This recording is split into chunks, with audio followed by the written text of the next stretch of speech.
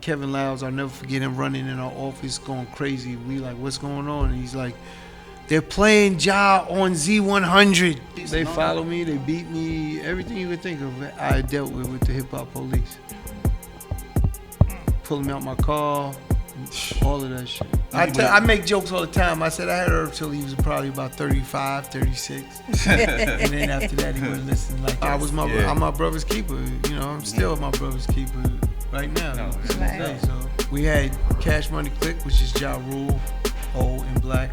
That's where we get Ja from. Ja's from Hollis, so we knew him in Hollis, but we got him a deal at Blunt Records. DMX and Hov, they was both on Blunt Records. We brought them. We brought them. They came with Irv. It's a package deal. Our first label deal, our only label deal really came because Tommy told him, not because of anyone else. See, when people ask about Murder Inc. and what Irv didn't say, I'm going to start Murder Inc. See, me and my sister, we said, we're going to start above all construction. See, we had a name, we knew what we was doing, and we started it. Irv didn't say, I'm starting Murder Inc.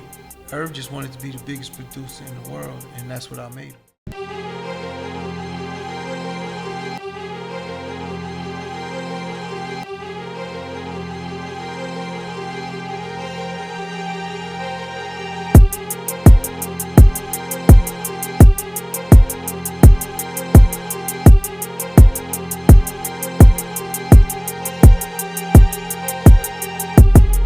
Yeah, it's your boy Fernando, and this is Force to Win Podcast. This episode is brought to you by Lavish Life Films, man. This is our guy. He's part of the family. He's part of the team. If you're watching this right now, this is a Lavish Life Films production. Shout out to my guy, Luke. All this professional shit I'm talking to you right now, fuck that. This is family. You know what he does. Video production, photos, Christmas photos, holiday, whatever you need. You got some clothing, you know what I'm saying? You got some brands you want to take pictures with. This is the guy to come to, man. He's going to get you right. Dope studio, dope location, very, very professional, very much on time with everything. Holla at my guy, Lavish Life Films, man. You see what we've been doing out here for the past almost 2 years now, right? Yeah, Lavish Life Films, he's the guy. He's the one that have us real looking good, man. You know what I'm saying? Lavish Life Films, make sure you holla at them. It's Force to Win Podcast. You know the vibes. Get with us. Yeah. We here for another episode of Force to Win Podcast. It's your boyfriend, Nino. I'm your girl, Leticia J. Hey, and this is Chris Gotti Lorenzo. Boom! We in your face right now to force this win right now. You've been forcing to win, brother. You've been inspiration. You know that, man. Come on, man. Thank you. The man of many hats, man of many trades. Yeah. You know, I'm a builder by nature. That's really how I look at myself when I analyze all the things that I do. I just like building, and I like the challenges of building. And everyone's not cut for that. You know, everyone's not able to do that. You know, some people need that infrastructure already, and then they could come and run something or do something. But nah, you know, this is about starting from scratch every time. Right. And that's again what this force to win. That's why when I say that, that's what this is all about, forcing that win. Because you get it, you lose it, you get it again. Yeah, because there's so many different challenges that come up in that course of your, you know, business run that you're going through, you know, highs and lows. It's not all sweet. It's more down than no. As my man De Niro always like to say, let's get to the no's before we can get to the yeses. Right. You're gonna go through so many no's before you get a yes. So let's get through the no's. Definitely. As my father would say, you were already at no. So, but what are you gonna lose? Go ahead and get those no's out the way. You got nothing to lose. You can't win with losers. Give it all them sucker ass. If you don't force the win, like you said, if you don't force the win, they're gonna force the loss on you. Yes. They're gonna make you a loser. So you gotta force it. Yeah, get rid of that. So especially us being minorities out here, you feel me? Like we definitely gotta force it. Yeah. So you say you were a builder by nature. You actually started off doing construction. Is that Absolutely, correct? But I built that business again in the sense of I made, you know, if you know about the city work in New York City and being able to bid on jobs, that's the construction I was doing. This wasn't like I was doing your home. I did that as well, but the real money was I built parks, schools, highways, things like that in that city. So you have to bid for the job, then you have to have your team, and it's all union. And in order to build my team, I had all union workers. They would work late for me. They would stay long. They would do everything that if you was a union worker, you never would do. And that's part of building that team and building. That's the building process that I'm talking about. All black. It was only like we're a minority company. Me and my sister Tina. It was a minority owned company, so we was a woman minority owned company. We didn't have the money to bond the job. So if a job was $10 million, you have to have the value of that to bond the job and get the job. So we had to go through a company called Gateway Demolition, who didn't do general contracting. They did demolition work only. And we said, we'll do these kind of contracts to build these parks and schools and roads and highways and stuff, and we'll share in the profit. They was like, who's gonna bid the job? My sister said she would. So she would just ask me how many men would it take, and then she's a monster. She would put them numbers together and build, and then put that together. I always say I did the physical work. I operated every machine. I operated every tool. I know how to do all of those things. I taught myself. I watched someone do it, and then I could do it. But the hard part of construction was the business side inside. You know, to get the paperwork to get paid. Get right? on contracts, basically. Yeah. And she was an expert at that. So what age did you start this, and what made you go into like construction? My birthday's coming up, so on you my told me earlier on the phone, birthday, you said on the 4th, right? July 4th is my birthday. So July 4th, many moons ago, there was something called a Greek Fest. You know, that's all the fraternities that go out and do the party on Jones Beach, and it's the Greek Fest. That was that like Freaknik? Kind It's of, like sort a of? Freaknik. Okay. That's what Atlanta called it. We call it the Greek Fest, right? So okay. So in New York, it was Greek Fest at Jones Beach. And me and one of my boys, Kylie, shout out Kylie, what up, man? And we got into an argument. Car pulls up, and next thing you know, they jumping out, passing bats out to fight us. They don't know we up there with like 150, 200 dudes from Hollis. Yeah. Like we was up there heavy. And next thing you know, some guys got shot. You asked me how I got in construction. Yeah. This is what happened. I'm 21 years old. I just had my son. He's only 3 months old. I get locked up. My other man Jason gets locked up with me. And I'm sitting in the bullpen, and I'm like, man, I got my son. I'm thinking, that's all I keep thinking. Like, I gotta do better. Yeah. And I beat the case, and they end up getting through all of that. But then I'm sitting there like, I gotta do better. But how? What am I gonna do to do better? Instead of being in the street like I was, or running around doing crazy shit, I was like, what am I gonna do? And my man, God bless the dead, Black Just, see me. And I was just like sad. He was like, yo, Chris, what's up? What's wrong? I was like, man, I got to get something. I got to do something. He said, you want to work construction? Out the blue. There's a movie I'm going to make. We're going to talk about balling, but there's another movie called Coalition that I'm going to make. And he used to run the Queens in Brooklyn Coalition, Black Just. And he said, you want a job? So I explained Coalition also. So I was like, he told me how much to get paid. They was getting paid like 17 something an hour back then. I'm talking about 30 years ago. Like, if you was in a union, because it's all union work, you get paid. And what you didn't know when you first started is everything you get paid here goes into your annuity and a 401k. The job has to pay both. Yeah. So I was like, fuck it, I'll do it. He said, give me $300. I said, come on, man. He's like, Union yeah, dues? you got to pay the dues to get into the coalition. Okay. And then I'm going to get you the job. I gave him $300. He put me with a company right away. Boom. And that was the start of my construction career. Now, I went there with a company called Halen. They still around to this day. And I ended up leaving them and going to another company called Prue Construction. They're around to this day. You know, and the owners of Prue Construction, a guy named Ray Evangelista, his father was Frank Evangelista. They're both no longer here. But Ray took a real liking to me as far as I was young. He thought I had a brain in my head. And I was there working and busting my ass. So what did he do? He put me with every trade, like the tin knockers, the wire lathers, the carpenter, every trade, and told me learn what they do. All I did was sit there and watch them. And about a couple of weeks, I knew what they did and how they did it. and I learned how to. Your brain's clicking from there, like you know. And And then my sister worked inside the office oh, okay. doing So paperwork. this is before you even. This is before our own. Yeah. So she's working. So one day she asked me, because she said, Ray says you're doing so good, this and that, blah, blah, blah, blah. You know, I'm like, yeah. She said, if I asked you how much men you took to build a wall and how long, you could tell me?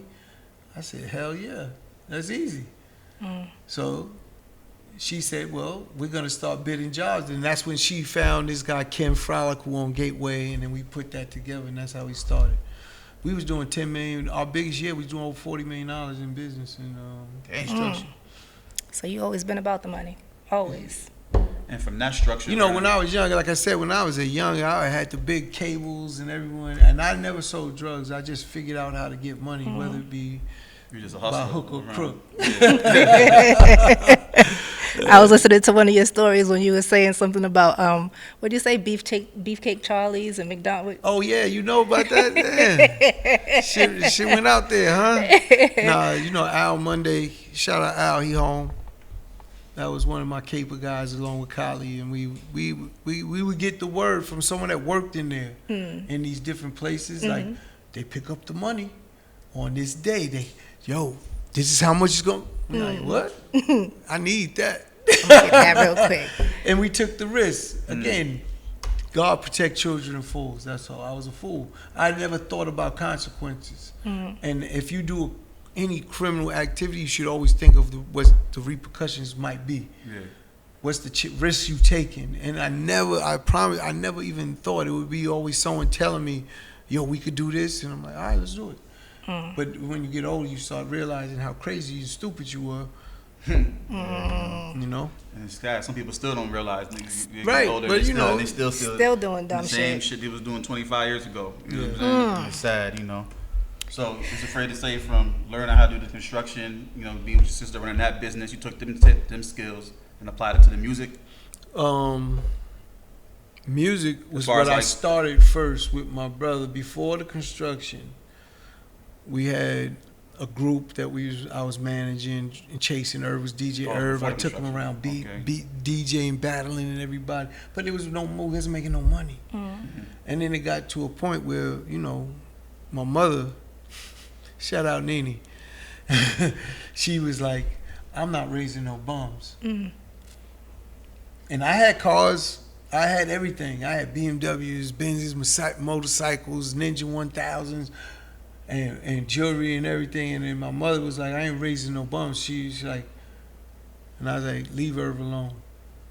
I'm going to go get some work. And that's what I did. And I used to give Irv money to buy records and equipment, but we wasn't making money. When I went into construction, I kept financing her. Me and Tina was financing her. And then because of that help, Yeah.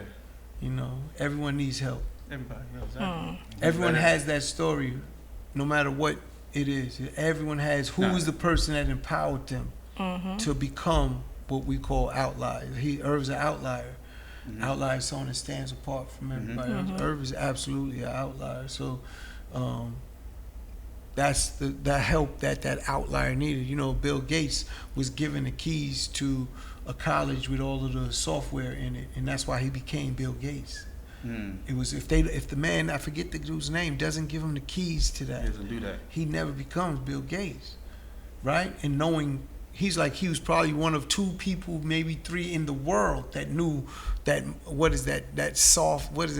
not a tech guy. Is it That Microsoft? Microsoft Windows. No, but it's something. It was a processing system before that he learned on, and he said no one knew it better than him, or maybe one other person in the world, because of the hours he got to put in that place, because they gave him the keys. That's all right. You know, the Beatles. People don't want to say, but Beatles, even in music, right? They did the same thing. They're from a certain part. They went to like Germany, where they could play all day and night for people, for the audience, and they wrote songs. So that was the way they honed in on their skill to be so great as a band. Like, if they don't get that, they may never become the Beatles. Do you understand? It was the work that they got to put in. People say about 10,000 hours or something. You could master something in 10,000 hours. Well, that's what they did. You know, and everyone has that. If someone didn't take Michael Jordan to go play basketball, he would have never became Michael Jordan. If they said, hey, Mike, you got to get a job, he never becomes Mike. It's that fine line. That's as far as from greatness to where you are. It really is. And when you look at your life, you could put it back. You might have had, a female might have had to have a baby, or, you know, you might have had to go get a job because your mother was out of work, you're no dad, or whatever it might be. And you got to go do it.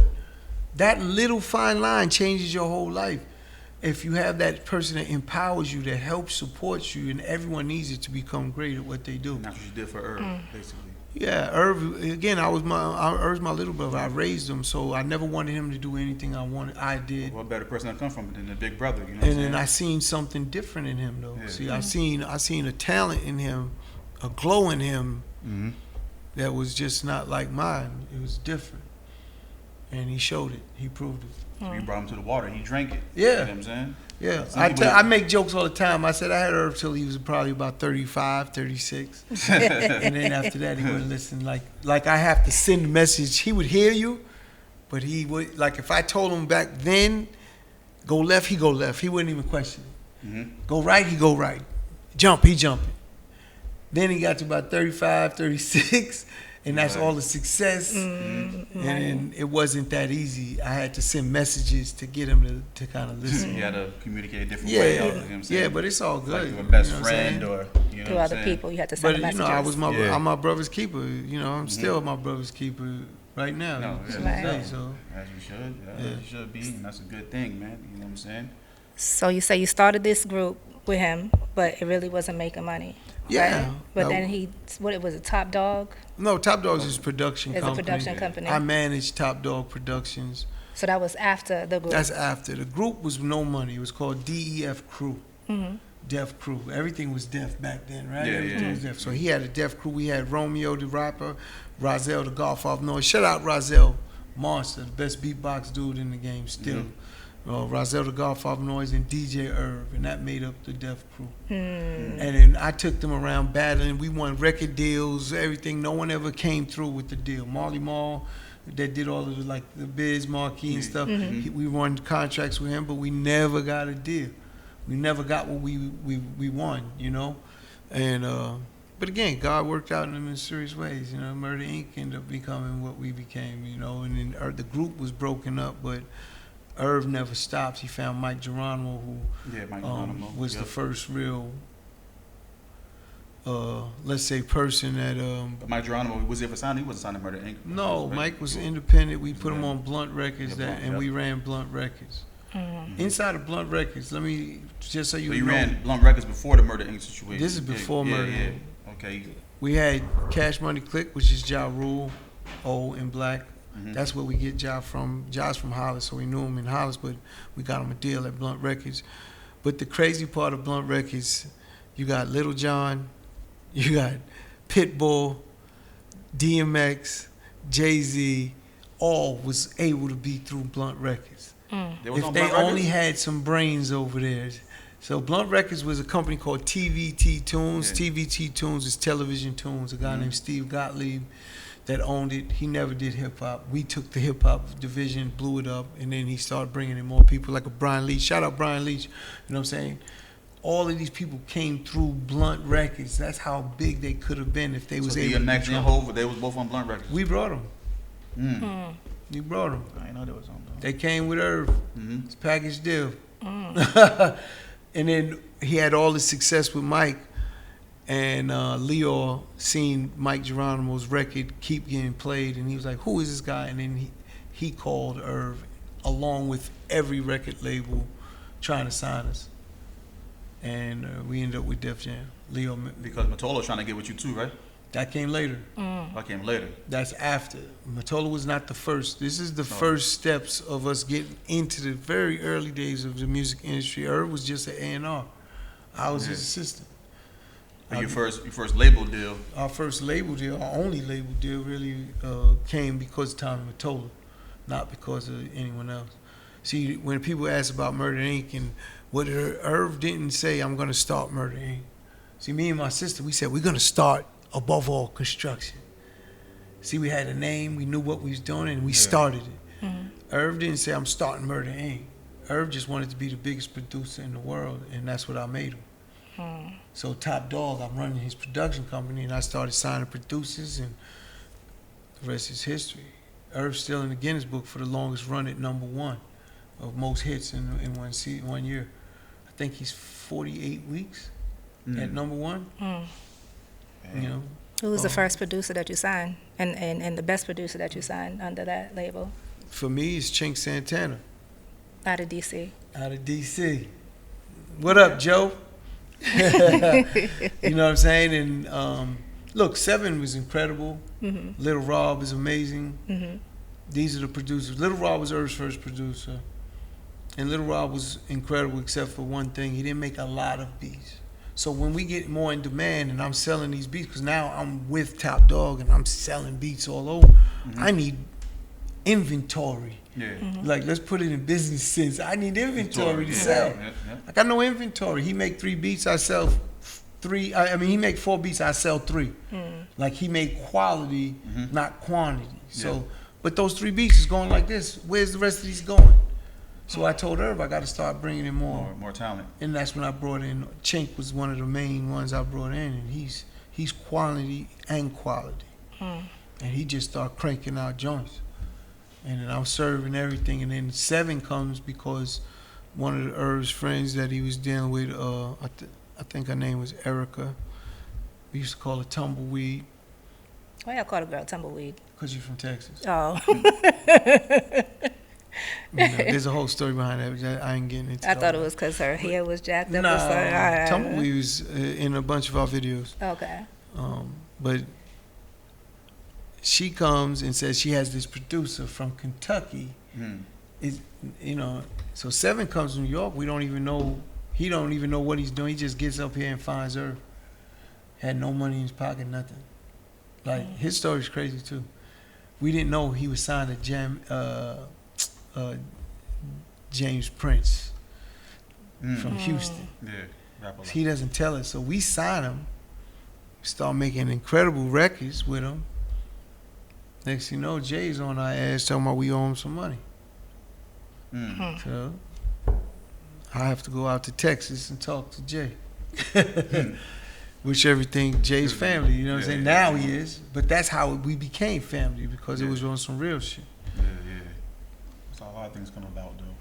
So who got the Def Jam? When you got the Def Jam, was Rockefeller and Rough Riders there already, or Murder Inc. got there No, first? when we get to Def Jam, Irv opened the door for Rockefeller. Rough Riders got their deal, but Rockefeller, Irv forged that deal with Kevin Liles and Jay-Z and Dame, of course, and got them over there. So and they Irv got was the situated. middleman for Rockefeller to get in the Def Jam. Absolutely. He got their record played. They couldn't get their record played, and they was going crazy because they couldn't get their record played. And they like, how you get Mike Geronimo records spinning crazy? How'd you do that? And then we over there with Kevin Liles, and Irv was like, Kevin's the best at it. Told Jay, bring a bag. He come up there with a bag. Kevin says, I don't want that bag. Don't give me that. I want the record. That's some real shit. Jay came with that bag. Like here. Get in. And Kevin Liles, being the man that he is, didn't take the bag. He didn't take it. He said, I don't want that. I'm going to get you some money, and I want that record for this, and then I'll work the record. And I believe it was a soundtrack he put it on. I'm bad with all of this shit. Irv would know every exact thing. Me, I'm not. I'm not into it. But it was. I believe it was a soundtrack. I think it was "Ain't No Nigga" with Foxy Brown, and all of that. And that's how that record got on the radio and took off. So Hov was on TVT, then Priority, then Def He Jam. wasn't signed to TVT. We brought him. They had the opportunity. They was fucking with Irv like that. So Irv had DMX making records, Jay-Z, and they was fucking with Irv like that. They would have had to make the right deal. But if you're a record label, that's all you could ask for is the artist to walk in the door, right? And now it's your job to sign them and figure out a deal to keep them. When you're talking about the iconic artists that walk through that door, it's fucking crazy. Yeah. So how long? So when did and how long did the idea? I'm sorry, I gotta go into my phone. How did it go from Murder Inc. go from an idea to the biggest label in hip hop? Well, the idea was, like I said, make Irv the biggest producer in the game. When I was at Top Dog, he was getting 5,000 a track. In less than 2 years, I had him at 250,000 a track, and that caught the eye of everybody because he's making so many hit records. You know what I'm saying? Mm-hmm. So once that happens, is now the gears shift. Like, oh man, they giving us a record label. Tommy offered a label. Me and Irv went crazy, and it got into a bidding war for all the labels to get a deal, and ended up coming down to Sony and Universal Def Jam, IDJ, and the deal got closed because of a very famous guy named Edgar Brofman Jr. Okay, this is like crazy because Leo was like, I can't beat the deal Tommy Mottola's giving you. He said, but you should stay with me. And we like, fuck, we out of here. Peace. The biggest bag. So he went to Doug Morris, and Universal was just acquired by Edgar Brofman Jr. And he was getting criticized for losing his family money because he bought Universal because it was going down. He was losing so much money. He meets up. We go there and meet up with Irv. He's like, this is the guy. And Irv's like, yeah, I know who you are. You're a fucking rum runner. He started laughing because that's how they made their money from Prohibition days. Yep. You know what I'm saying? And made all that money through Seagram's gin and all of that. That's his. Yeah. Tropicana orange juice. That's his. That's their family money. So he started laughing, and him and Irv walk off and start talking. And he turns around to Doug Morris and Leo and says, give him whatever he wants. He said, that's all you need me for? And they was like, yes. And he was like, all right, I'm out of here. He said, Irv, great seeing you and meeting you and everything, and left. And that's how we got our deal with Universal. And from there, it was on and popping. Yeah. So when you ask how, once we got a deal, again, people don't realize Ja Rule was already signed to Def Jam. He was not signed to Murder Inc. first. So now we have to gangster and get him back. Like, wait a minute, that's our artist. You know, it cost a few dollars, but we got him. Yeah. You know what I'm saying? But that's really what happened. Like, Ja Rule was already in a deal with Def Jam, signed. So we was like, this is going to look crazy that he's not with us. How did he get from? So he was on TVT. Yes, we got him off TVT and then signed him to Def Jam. Okay. All right. But you guys were still managing him. Basically, he signed the Irv's production company. He signed the Top Dog from a production company deal, but not a record label deal. Yeah. Okay. And then there's some videos that in early videos, if you catch the original ones, you'll see that it was Def Jam, not Murder Inc. You know, in the Chiron, when you watch the video, it'll say Def Jam. You know, so you see it. Then at the end, even on the record labels and everything, we had them switch it to Murder Inc. because we like, now we got a label, we got to brand it. Yep. And then technically, we didn't even have our artists because we have a record label with no artists. Ja was the artist we was focused on. Yep. And he signed to Def Jam, so we had to get him. You got to get him back. And they did it. You know, they took, took a couple dollars, but they gave it up. And they didn't have to. They did though, so that was cool. That was good for the longevity thing, you know? Yeah. And then now was, I'll show you, Irv would hit me with this. That's like tunnel vision. Like, don't think of nothing else. Don't let nothing distract you. We fucking make money with Ja Rule. He would tell me that all the time. Because if I brought anything else, I was out and about. Irv was in that studio grinding, and I'm out and about, and I'm coming across all these different artists. And Irv's like, he can't do these other things if he's focused on this one. We got to bust him off, you know what I'm saying, and get him out and to a point, then we could get to another one. I understood that, but in the meanwhile, I still was collecting and grabbing people up, you know what I'm saying? He was bringing everybody to him. Yeah. Oh, French Montana, definitely. The Game, for sure. You wanted to do Rick Ross? Yeah, Ross. Well, Irv had Ross. It wasn't me. Irv got to Ross. I'm in it because our boy Ump from Miami brought him to us. So it's like the same time, but I don't take credit for that one because Ump brought him to both of us. You know what I'm saying? But French for sure. Like, how about Daddy Yankee? Oh yeah, yes. How about Sean DePaul. Oh, Mm-hmm. Sean You know what I'm Paul. saying? Yeah.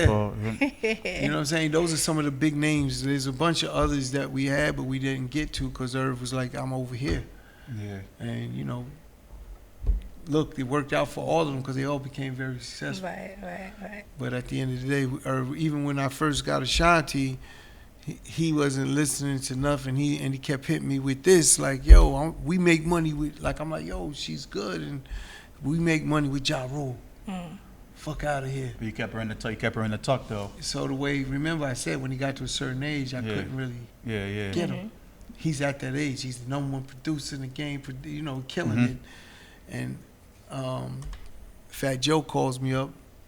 I need an R&B artist on my Big Pun record. I said, man, I got one. He said, who? I said, yeah, we got an artist, Ashanti. Don't worry.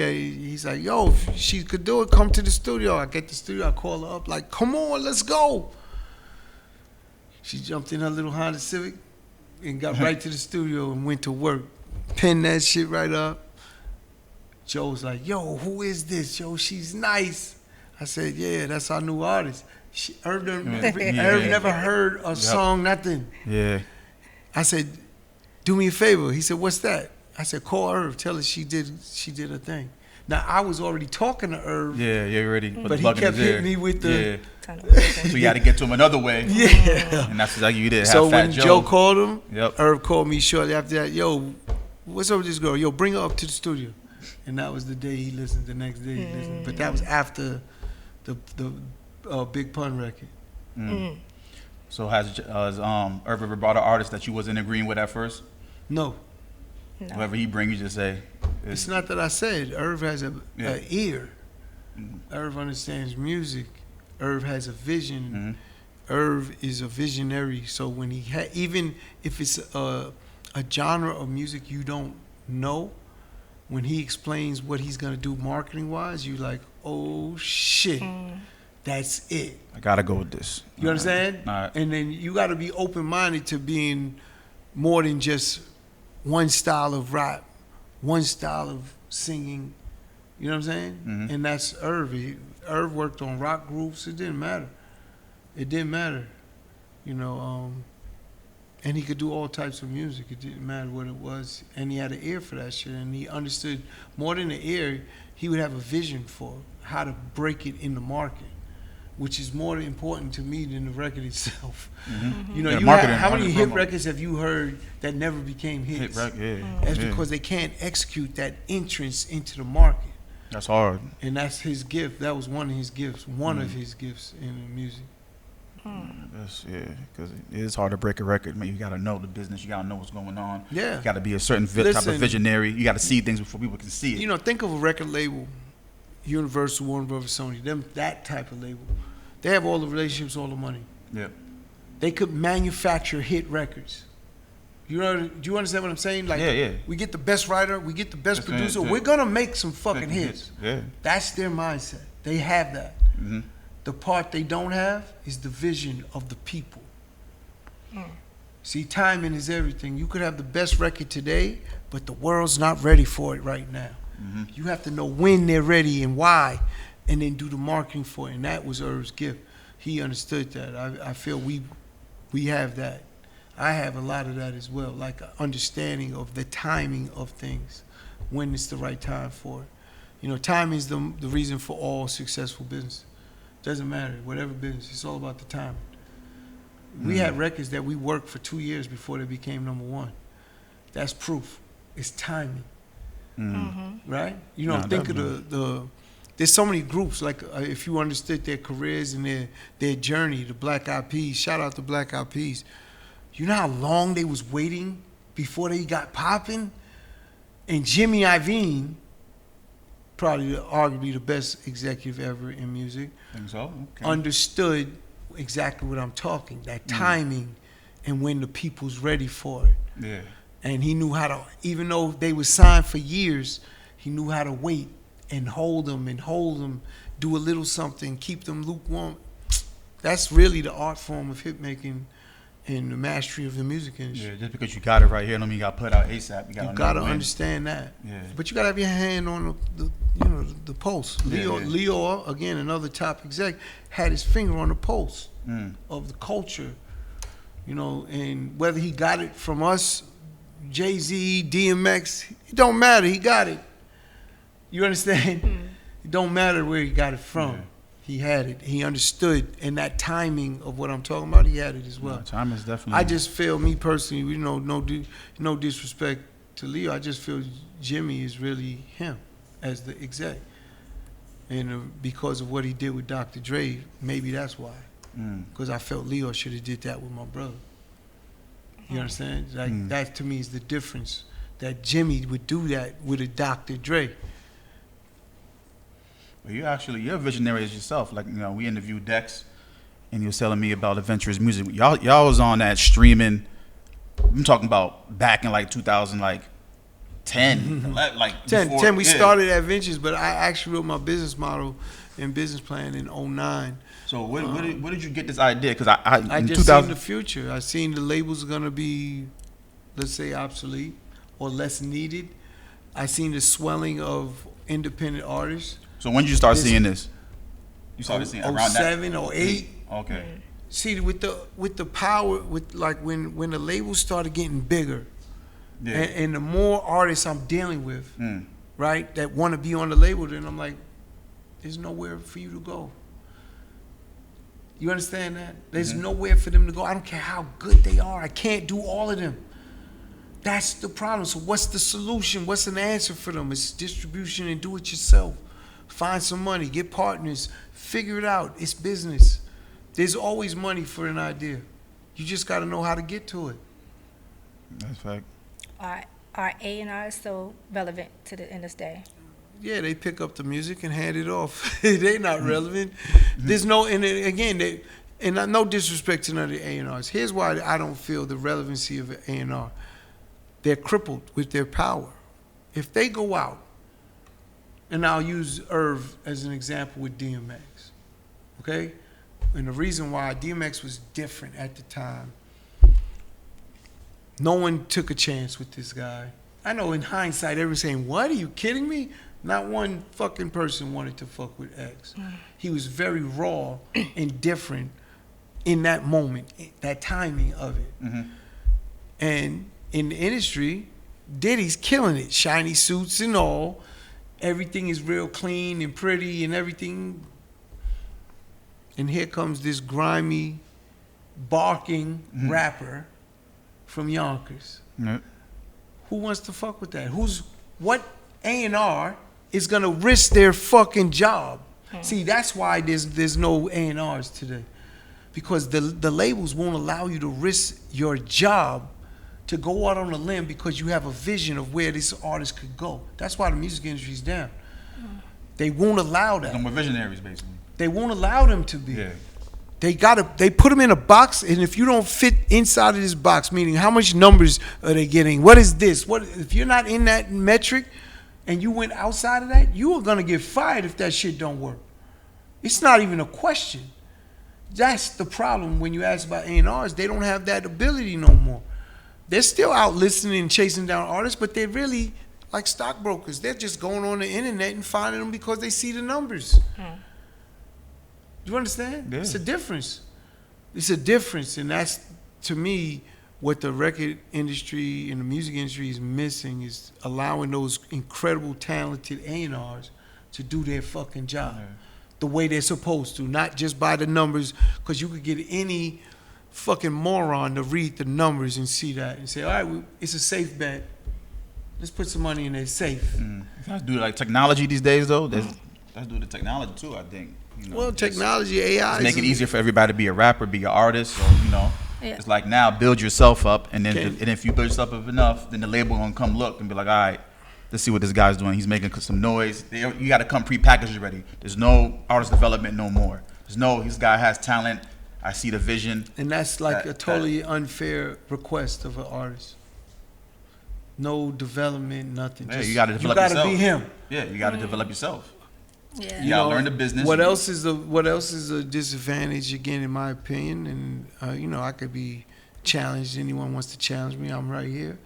But you make a hit record, and they're gonna maximize the exposure on that record, which is what they're supposed to do. But the reality is you have no clue of how you got to where you get to. It's like that one-hit wonder problem. We have a ton of that today. Yeah. These artists will make those records and they go viral or whatever it is for whatever reason, and no one understands what made it go. And now you cannot repeat the process. Music industry was always like a cookie cutter business, meaning go, go, go. That's been destroyed with the internet and all the technology you're talking about. And now it's like the Wild Wild West. www. That's wildwildwest.com. Like that's what it is. Yeah, that drink. And that's what it is. It's like it's all over the place. It's crazy. And then to get someone, I could say everything I'm saying, and someone could say the complete opposite thing, and it's all good. But you don't know why. See, if you knew why it's all good, then you could repeat the process. Because you do the same thing again with someone else, and it won't work. That's why the labels took the position. They're not in a position of sitting back, putting up this money, and it not working.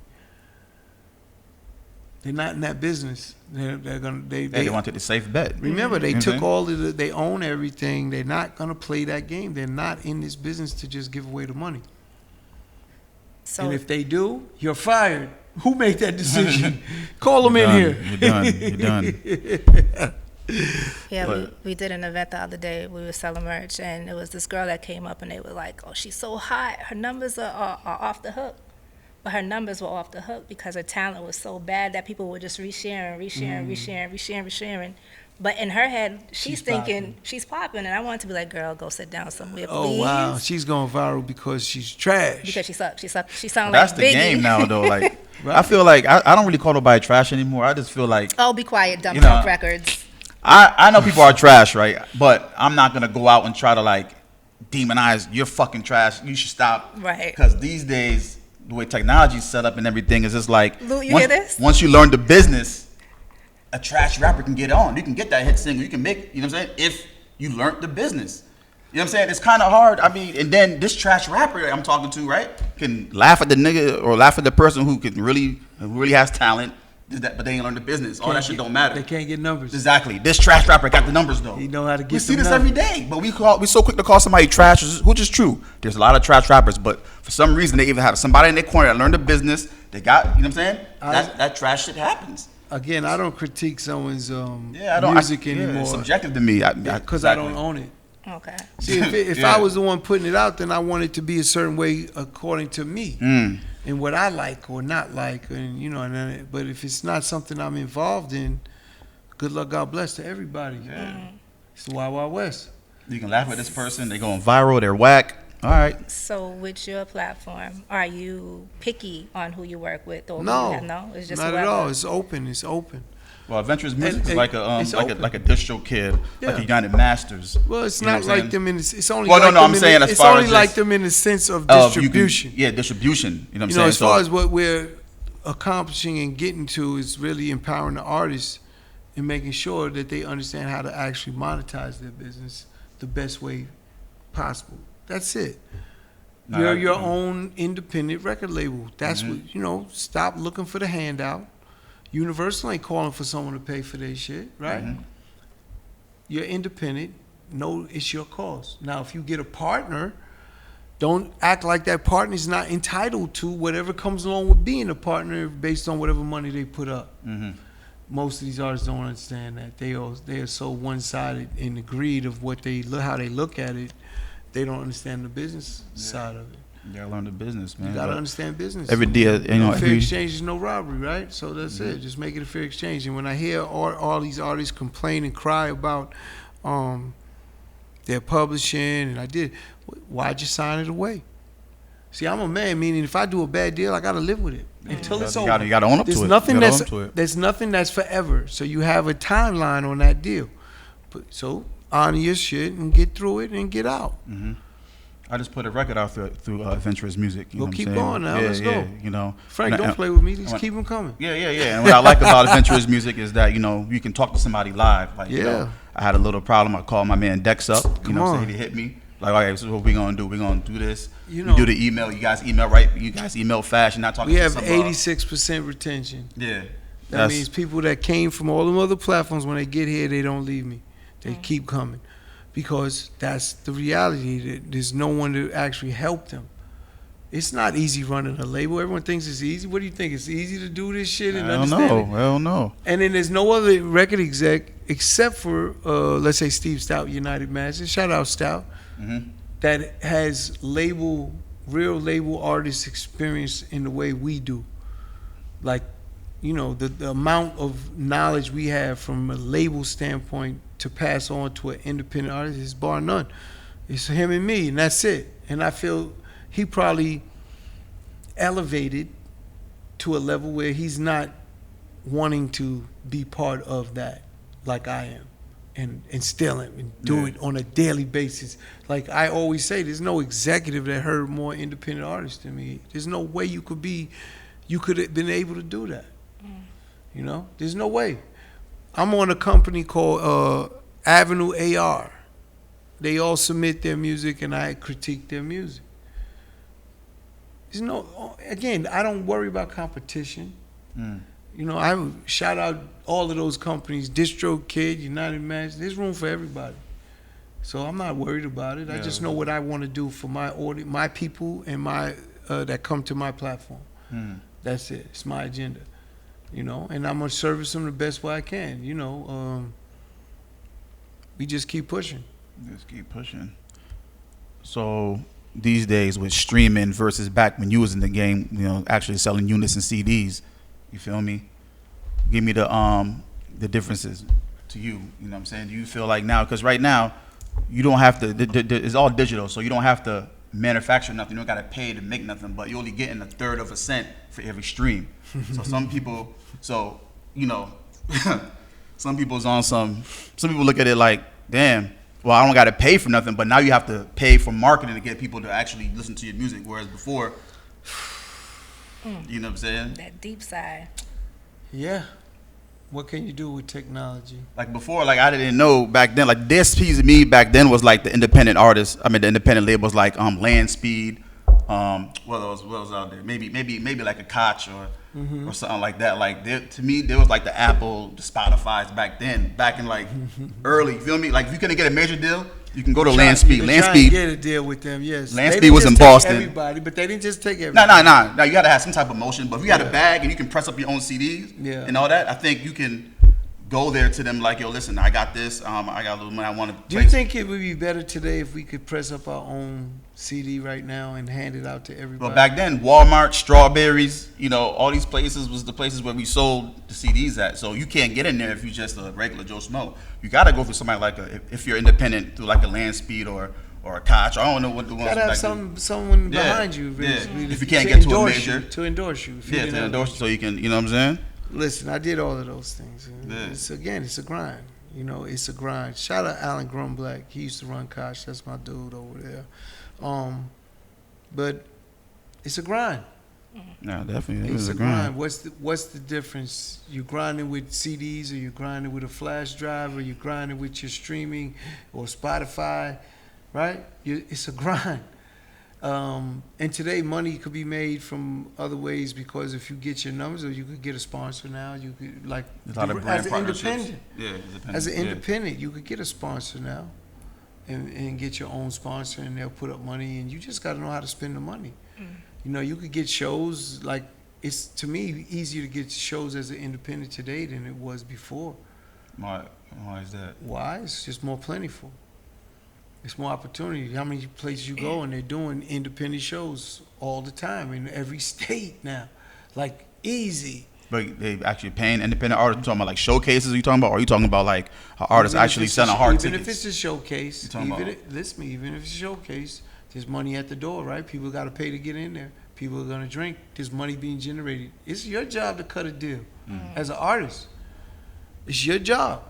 I used to do boxing, right? I was managing a bunch of fighters. I mean, I did a bunch of boxing. And my low fighters that was just starting, we would get the Hammerstein Ballroom. I would tell them I could give them $400 for the fight. So, and I give them a batch of tickets. You want more money? Go ahead, homie. Move them. And we'll bust up on that. I'm an eat what you kill guy, bro. People scared of that hard work, though. People can't talk to me. No one handed me nothing. I worked hard and did it. I didn't worry about someone saying, here you go. Nah, we went and did it. Even if it was meant tying a nigga up, I just went and did it. You went out and forced that win. You gotta force that win. You just did it. Like, come on, it's real. Like, that today is what everyone wants, someone to just support them and give them, but no. When I made Adventure Music, I called it the patron of the arts. That's back in the day. The patron of the arts, I'm talking about go way, way, way, way back. If you was an entertainer in a village, right? The village would pay for you, take care of you, because they wanted you to keep making the music. The art, if you was a painter, they would keep giving you things so you didn't have to do it. That's the patron of the arts. We're in that today, to me. That exact, they say everything goes like this, right? Full circle. All right, well, this is the full circle. We're back to the patron of the arts. What does that mean? It means you make a record, and then you have to promote it to the people, your village, and then they have to watch it, buy it, whatever, buy merch to pay for their artists they love. That's the patron of the arts. It's back here. We're here now. It's simple, and it's like, but artists is in a mindset, most of them, of, no, I need help. Like you were saying, like you said, them artists need help, man, but nobody cares, man. You gotta work harder. Who cares? Who cares, man? That was the name of my management Step your company. fucking game up. That was actually the name I was gonna name Adventures Music. Who cares? It was Who Cares with the question mark, because I care. I want to help these artists. I want to teach them how to do this. So it's like rhetorical. But that was the name of that. And then I had a management company, Who Cares. Sorry. Go ahead. No, go ahead. No, I'm good. What's the number one advice you would give to independent artists? Again, there's so many things. Like most of them always look for, they want a manager, and I always tell them one of the main things is because they want that help or assistance because it's so much, and I get that part. Get someone that loves you and loves your music to be your manager. Stop worrying about the big manager unless you're big.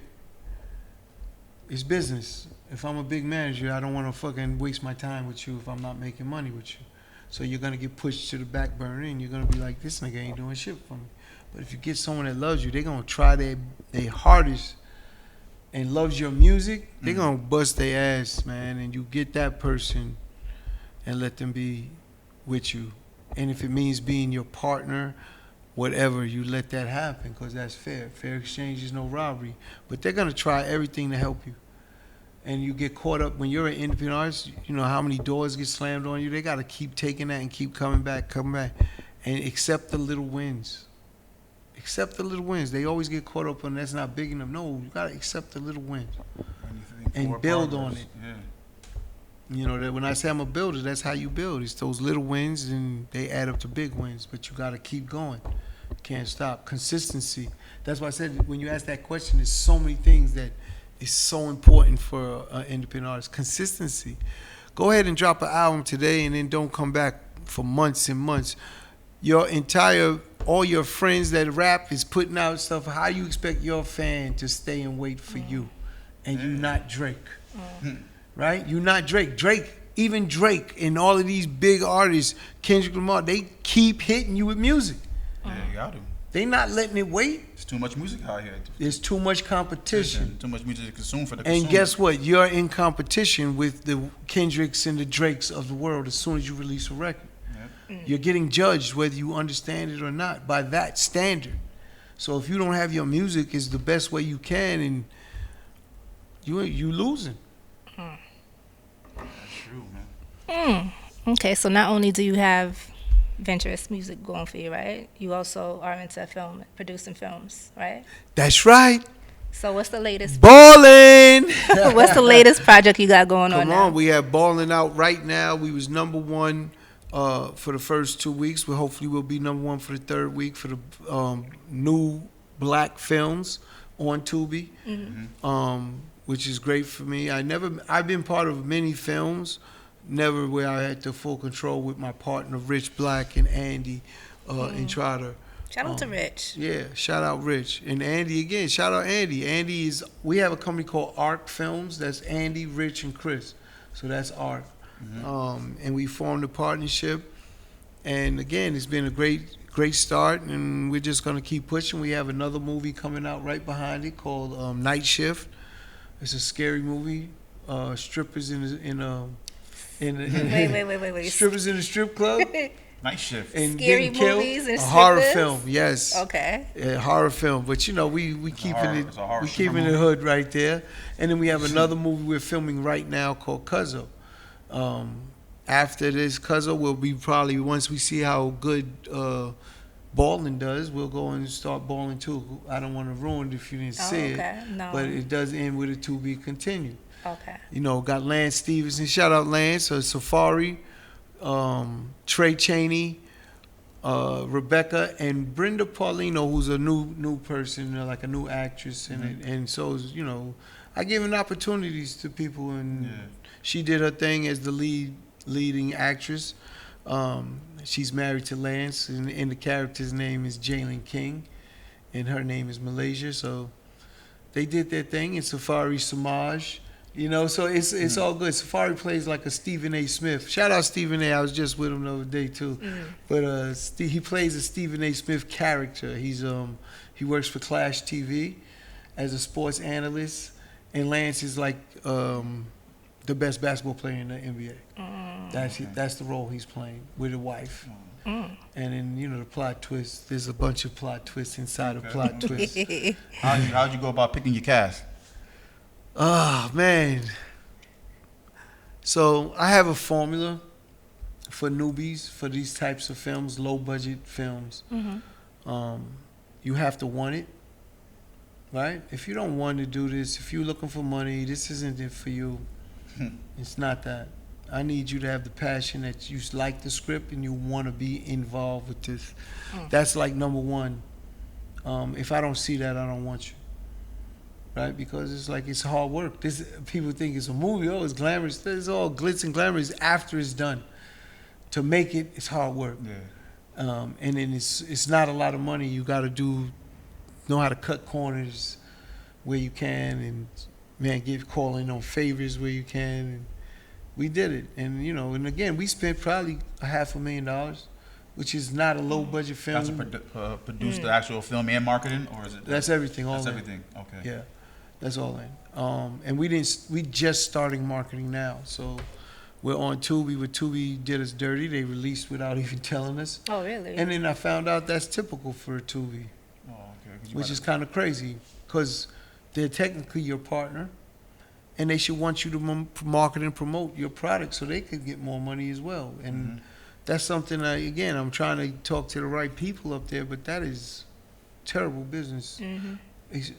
For small filmmakers that what if that was all the money in my life, and I put everything in this film, and then you just put it out and don't let me market and promote it? That's terrible. And that's what they did. Now, it's not the last money of my life, but still, when I talk to other distributors, they said that happens all the time. Tubi just gives you a roundabout time frame and just release. So the process is you submit your film through a distributor, because they don't take it directly. So you have to have a distributor. So the distributor submits your film to them. They have a quality control first. Once you get approved quality control, you could get released anytime, and they don't tell you a date. Now, when they do their movies, the Tubi exclusives, they get rolled out because it's theirs. But all the rest of the films, which is mostly 95% is not a Tubi, 98% is not a Tubi exclusive.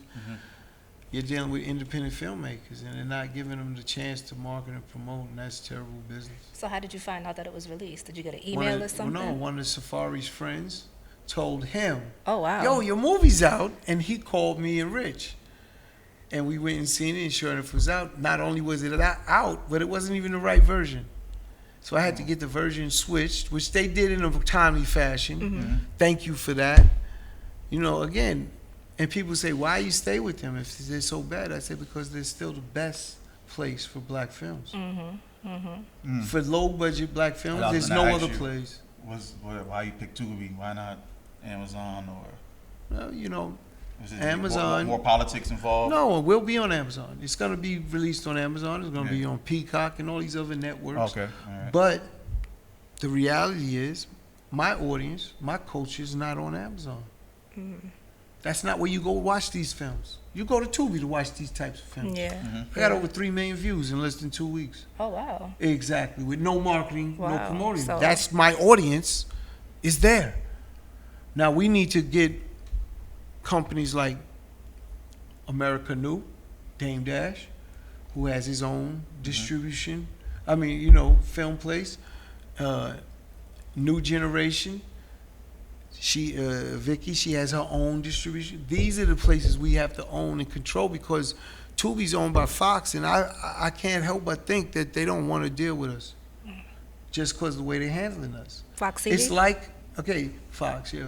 It's like how hip hop started in hip hop with music. They didn't want to deal with us in the very beginning.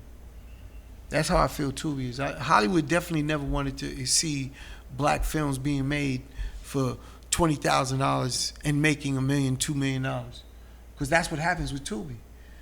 They didn't want to see that. They didn't never believe it could happen, and now it's happening. Now they want to control or block.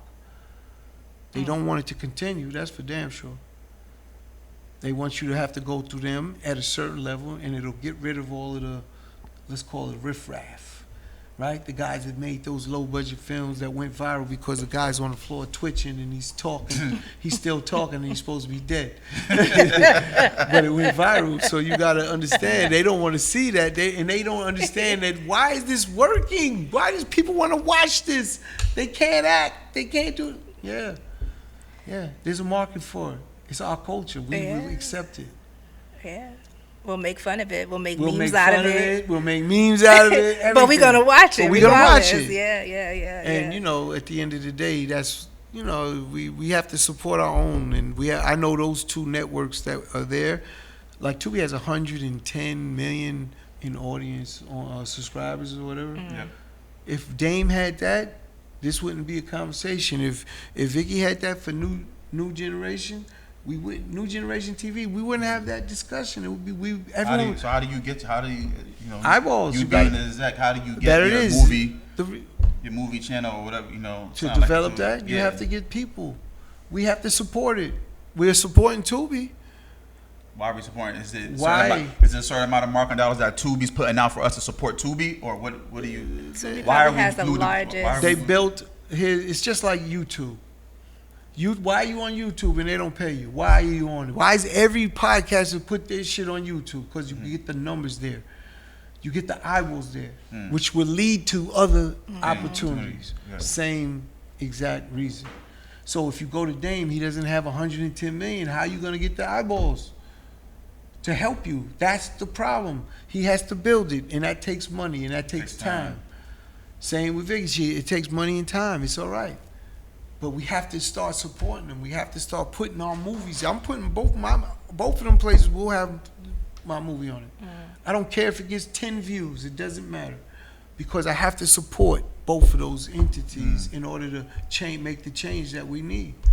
See, I'm about disruption. I'm not with this sucker shit. Your movie might bring more views to it to make people want to watch their channels. Then it's their job to say, hey, this movie's over here. Yeah. See, it goes two ways. That's what's supposed to happen. If I say, hey, take that film, I'm going to promote. Hey, you go to America New. Hey, you go to New Generation to go watch it. And they're supposed to do the same. Hey, Ballin' is over here. Come watch it. See, that's what has to happen. And then it could take one, right? That goes crazy and they have that right for that film. See, right now, Tubi has it, but they're not exclusive. I can go take it to anywhere. But, you know, Netflix, are they going to take it? If they take it, they buy it. See, it's different business models for some of these networks you talk. Yeah. And if they buy it, I have to sell it to them and I'm done. There's no money. Yeah, no residual. Well, it residual. would retract to me. It would come back to me, revert back to me after X amount of time. But they're going to squeeze it for every dollar they can while they have the ownership of it. You know, that's the business of the music. I mean, the movie business. Yeah. But I like it, and again, it's a different. I look at making movies like making records. I have a way of keeping everything simple. And what do I mean by that? If you're an artist, you're in the booth. It's bar, bar, bar. The more quality your bars are in 16, 12s, whatever you're doing, is the better your record is. We go by frames. Visually, I gotta keep frames, as good as quality as possible, and I'm gonna have a dope movie. It's no different. And then, you know, acting, I had to teach them acting and give them, because acting, reading is one thing, then it's the motion of talking to someone, walking with them, moving with them, you know what I mean? That you have to understand how you move with that along with it, and that's a process. So the movie took me 17 days to make, to shoot it. Yep. It took me 2 months to get them ready to act before I started shooting. Oh, wow. So going back to speaking of our brother Dame, he's going through some hardships right now as far as, you know, financially and everything. What words of encouragement do you have for Dame right now? Me and Dame speak. I don't believe it's what the people are making it. Yeah. So when you say hardships, I'm like, Yes, we did. you know what? I would guarantee you the whole hood wish they was broke as Dame is. If that's what your hardship you talking, okay? Just keep it right there. Like, again,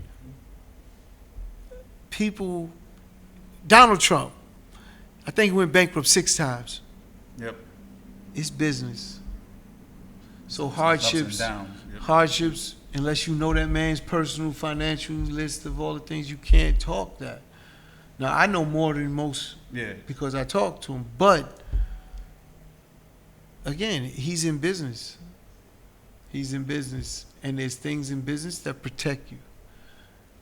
And he shouldn't expose that, and I'm not going to be the one talking about it. All I'm saying is I know that the whole hood would wish they could be Dame Dash. I want you to go see where he lives, and then maybe you'll say, damn, I wish I was Dame Dash. You understand what I'm saying? Yeah, definitely, yeah. It's a difference. There's levels to this shit. When Meek said that shit, that's so real. There's levels to that shit, too.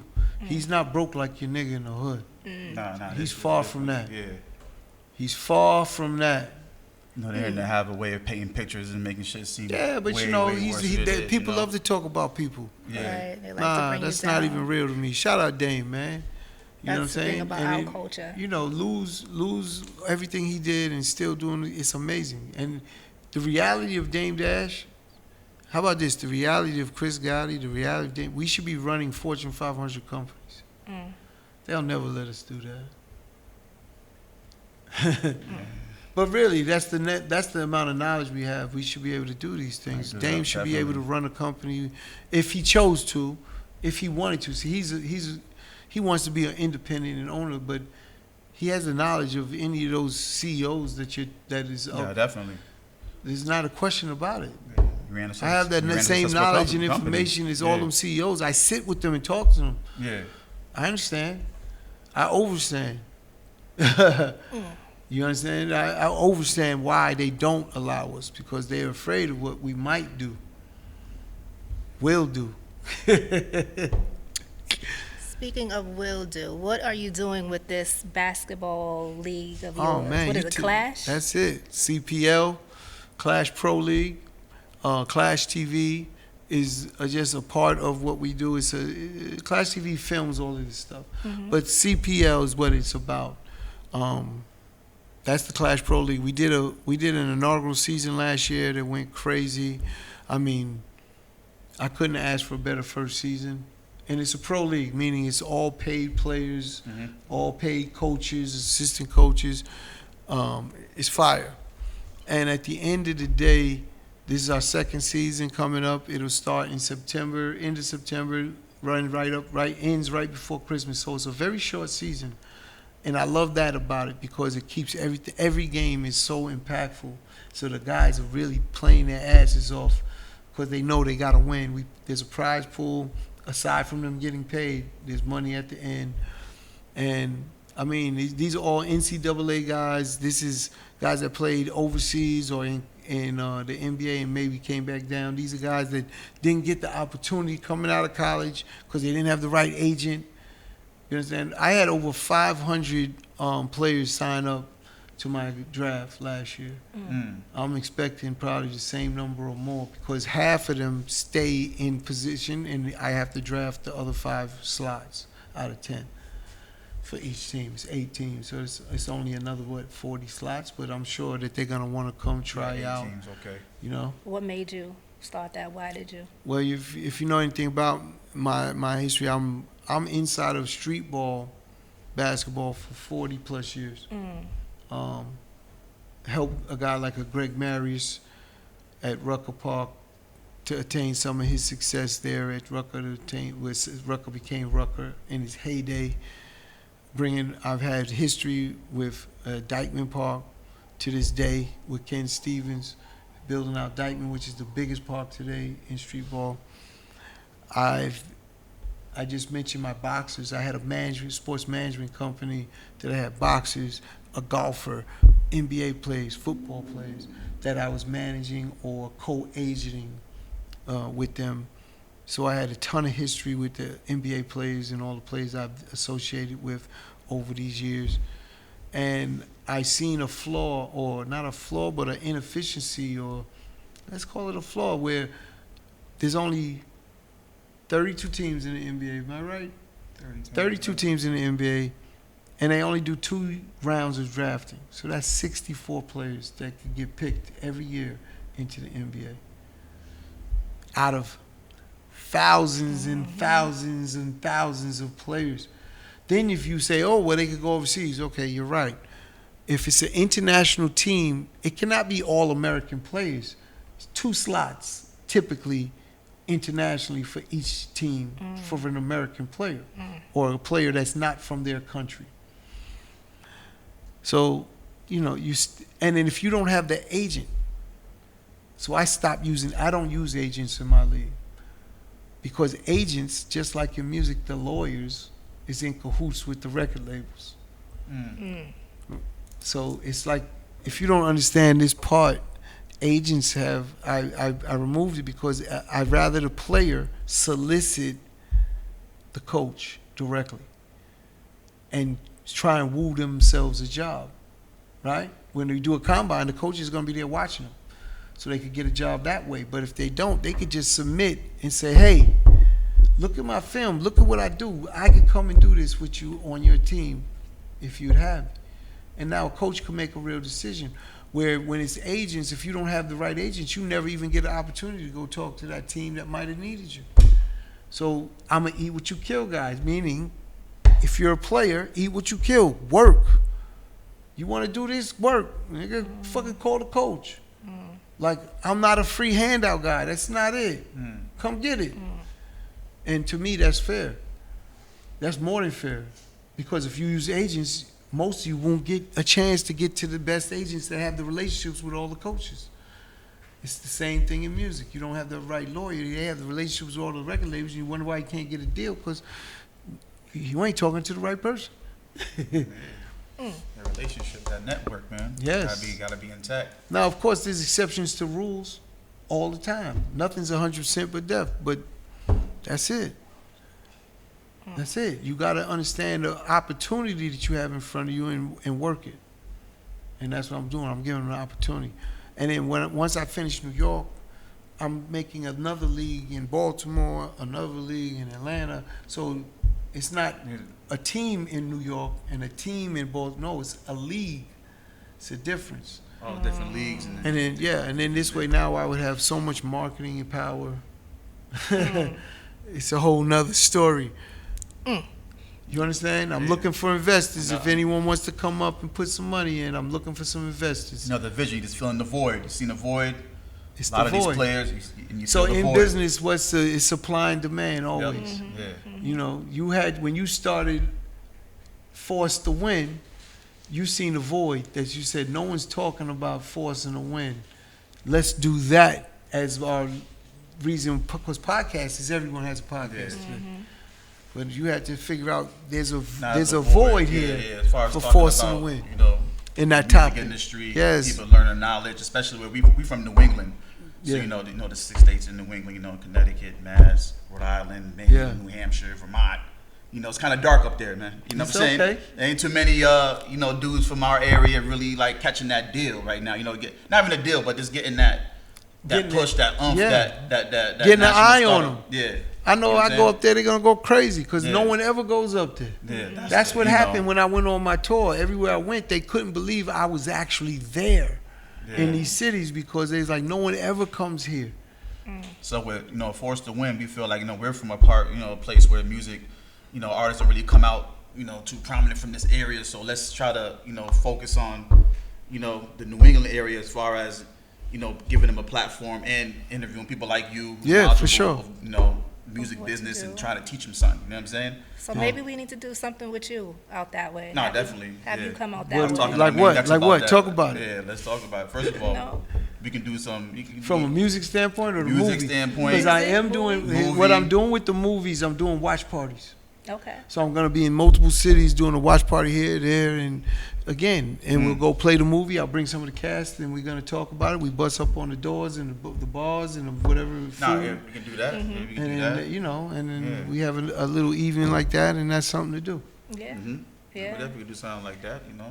Being in the game so long, how do you stay motivated? What keeps you motivated? Crack cocaine. Ooh, all right. Man, what keeps me motivated is again, it's always new challenges. Someone asked me a question about what do I enjoy more, the building process or the success process? And that's a very good question because I really probably enjoy the building process more. There's more gratification of overcoming obstacles, hurdles, challenges. When you're successful and you're already there, it kind of gets almost like it's a given, and that takes away from it. Don't get me wrong, it's a beautiful thing. But me personally, I'm a builder, and I like to see that part of the business happen. So yeah, that the challenges is what keeps me going. The obstacles is always a new challenge, especially when you're building something new, or that's no one doing as much as they that's out there as much. It's always something new. Even adventures, when I think of adventures and all the I'm doing some new tech stuff for adventures. It's gonna kill it for the artists.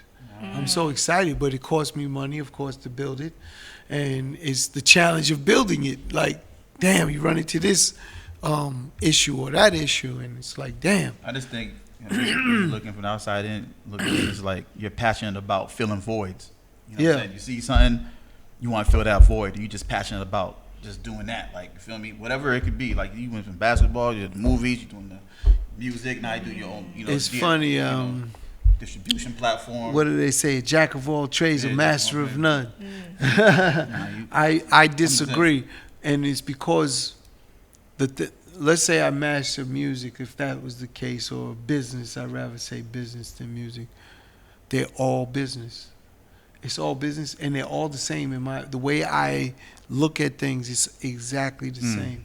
Yeah. No matter what it is. It's even when I talk construction, I did exactly what I did there in music. It's the same way I team build, processed the business, understood what things are and how to exploit it.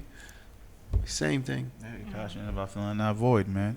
I even heard you talking about back when David Stern was running the NBA. You were talking to him about trying to encourage black players to.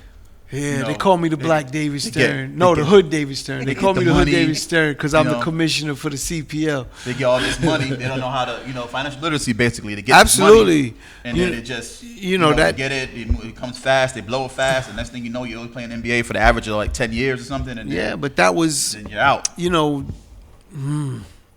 I wish he would have did it. I wish he would have did it, but he didn't. How'd you approach him on that? Like what? I just approached him through a friend that got me the meeting, and we go up there, and I'm involved at the time, hedge fund business. See, again, I've done so many different businesses, it's unbelievable. Neil Berger at Eagle Asset View Management, #1 hedge fund right now, fund-to-fund hedge fund in the country right now. And I was working with Neil, I think for a few years, maybe about 6 years or 7 years. And leaving the music industry, there was a moment in the music industry we was removed from it because of the trial and everything, and you get through all of this, and then I get into this space and I get into insurance. I have my own insurance business. Sheesh. Yeah, now for what? You gotta list all your businesses, man. Life It's like insurance? 40. I do Okay. everything. Okay. No insurance too small, no insurance too big. Okay. I have incredible partners. It's the only way, I could do it. I went and got licensed. The hardest thing I did from an education standpoint was getting all my licenses for insurance. And I learned something from leaving the music industry to these industries, because you get taught how music business is done, and it's like it's not fair. But you're not even paying attention because it's everyone's doing it. It's normal. Yeah. I didn't do it. I didn't do bad business in music ever. That's why you never hear no one talking about Murder Inc. and they didn't pay this, they didn't do that, and if they did, it was their mistake because they didn't realize they got as much as they could get from us.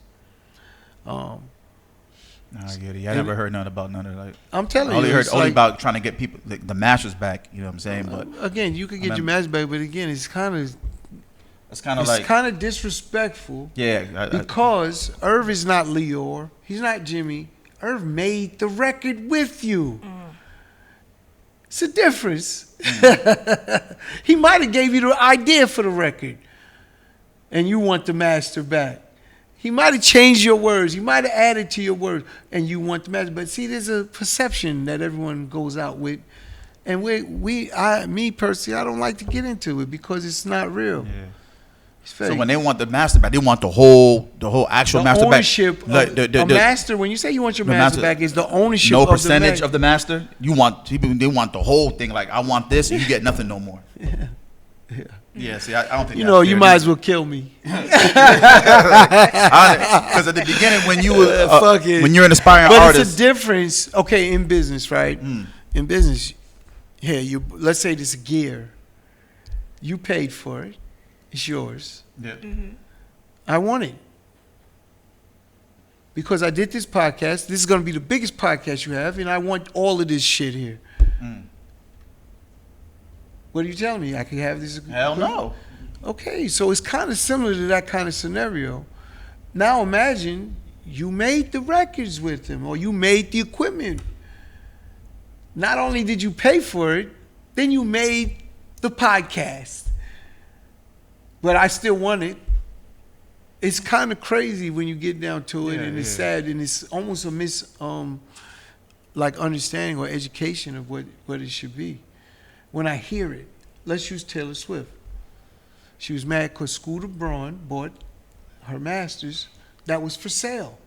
Her dad sold some of that shit too, right? Like it was for sale. He bought it, and she's mad at him because he bought it. Michael Jackson, Paul McCartney, the Beatles. I'm going to go on a limb and say Paul McCartney had just as much money as Michael Jackson. But he's mad because Michael thought of buying his masters. He could have did the same deal. First of all, he's white. Fuck out of here. He's going to get the deal. Right? But he was mad at Michael because he bought the Beatles. Why would you buy my catalog? Because it was a deal for sale. Why didn't you buy it? Maybe they get offered to them. What? Give it the No, benefit it of the wasn't doubt? offered. You think someone offered it to Mike? He seen it and he understood business. Mike was a shrewd businessman. He seen it and made the deal. Learn the business. Understand that. That's it. It's simple. And it's like, it's sad. It's a lack of understanding, in my opinion. But hey, It just everyone, looks like the style. Everybody want my master. Everybody say I own my masters. Listen, when and- people want their masters, if you made all of the music, when you're at Universal and you make all the music, you produce all the music, or you got the producer. you put the money up for all this. Well, no, they probably didn't. Yeah. But they already extracted enough money to say, you know what? It's fine. Take your master back. That's different. than someone that actually makes the record with you. There's a producer and a writer. You want to just exclude one side?